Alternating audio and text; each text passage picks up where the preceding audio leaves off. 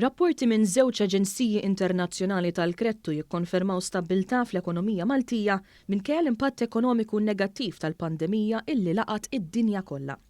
Dan b'kuntrast tal-mod kif fl-aħħar ġimgħat l-istess aġenziji naqsu l-prospetti għall-Belġju, għall-Latvja u għar-Rumanija minn stabbli għal negattivi. Aġenzija minnhom saħansitra naqset ir-rating għar-Renju Unit għal wieħed negattiv.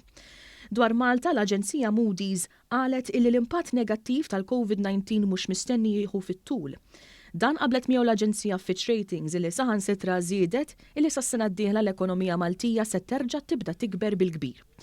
Dwar il-qasam turistiku, l-esperti ta' Fitch Ratings sostnew illi din is-sena l-lukandi mistennija jilqgħu daqs nofs it-turisti li laqgħu is-sena l-oħra, li jfisser li t-turiżmu f'Malta din is-sena xorta se jkun 95% ta' dak illi kien fl-2012.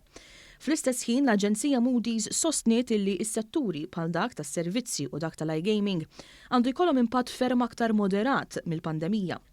Iż-żewġ aġenziji faħru wkoll il-mod kif il-Gvern Malti wieġeb għall-pandemija, kemm mill-aspett mediku kif ukoll dak ekonomiku. Fil-fatt ħarsa lejn ir-rapport ta' Fitch turi illi l-pakketti ta' għajnuna mħabbra mill-Gvern se jtaffu l-impatt negattiv fuq l-ekonomija domestika u li Malta kienet ippreparata ferm aktar minn pajjiżi oħra grazzi għas-surplus konsekuttiv fil-finanzi pubbliċi bejn l-2016 u l-2019. MOODY'S żiedet tgħid li l-impatt fuq il-finanzi pubbliċi mistenni jkun temporanju u qed ibassru titjib is-sena d-dieħla, bid-dejn mistenni laħħa anqas minn 50% tal-prodott domestiku gross. Dan meta għal pajjiżi oħra MOODY'S qed tbassar impatt aktar qawwi u fit-tul fuq id-dejn nazzjonali. B'kuntrast, il-pis tad-dejn f'Malta mistenni jibqa' taħt is-70% li kellna fl-2013.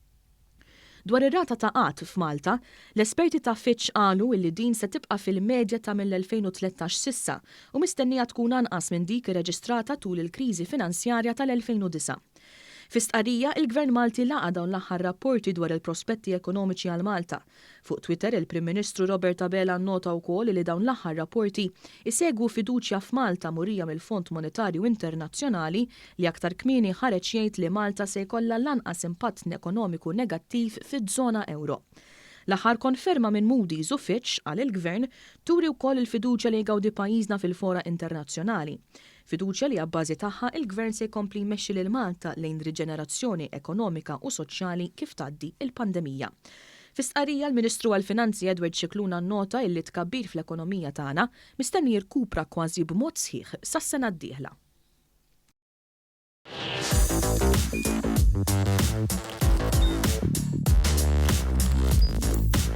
Idħol fuq one.com.mt u hemmhekk tista' tara l-programmi kollha li jxandru fuq One permezz ta' One Play.